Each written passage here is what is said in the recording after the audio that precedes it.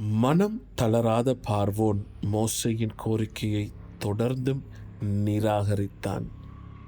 அதன் விளைவாக தேவன் 4வது வாதியை அனுப்பினார்.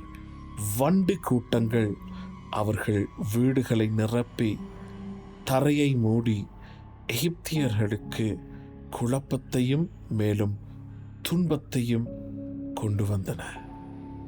5வது வாதை எகிப்தின் பொருளாதாரத்தை தாக்கியது.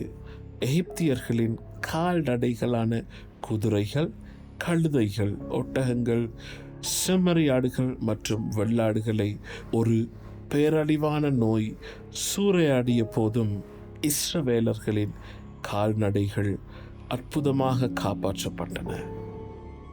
அடுத்ததாக தேவன் எகிப்தியர்களின் தோளில் உருவாகி வெடிக்கும் எரிபந்தமான கொப்புளங்களால் அவர்களை துன்புறுத்தினார். மனிதர்களும் விலங்குகளும் இந்த கொப்புளங்களால் வருந்தினார்கள். இது ஆரோக்கியத்தையும் நல்வாழ்வையும் பாதிக்கும் தேவ வல்லமையை காட்டுகிறது. இந்த துன்பங்கள் இருந்த போதிலும் பார்வோனின் இருதயம் இன்னும் கடினப்பட்டது.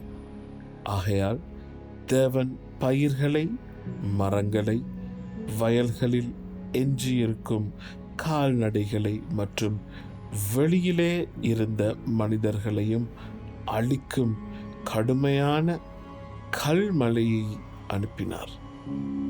இந்த திடீர் புயல் நிலத்தில் பேரழிவை ஏற்படுத்தியது. கல்மழையை தொடர்ந்து தேவன் 8வது வாதையான வெட்டுக்கிளிகளை அனுப்பினார். இந்த கொடூரமான வெட்டுக்கிளிகள் கல்மழைக்கு பிறகு எஞ்சியிருந்த பயிர்களை தின்று நிலத்தை வெறுமையாக்கி பரவலான பஞ்சத்தையும் பொருளாதார பேரழிவையும் ஏற்படுத்தியது. பின்னர் எகிப்தின் மீது காரிருள் இறங்கியது.